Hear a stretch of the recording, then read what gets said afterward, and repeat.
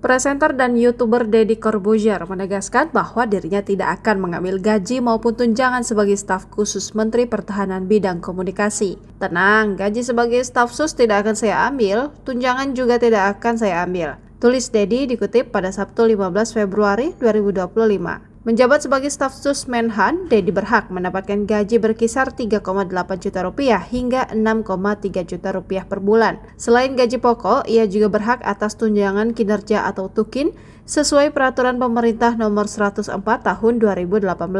Sebagai pejabat dengan kelas jabatan 16, suami Sabrina Khairunisa itu seharusnya menerima tukin sebesar 20,6 juta rupiah per bulan. Dengan demikian, total gaji dan tunjangannya bisa mencapai 27 juta rupiah per bulan. Deddy berharap gaji dan tunjangannya sebagai staf sus Menhan dapat dikembalikan kepada negara atau dimanfaatkan untuk kepentingan masyarakat.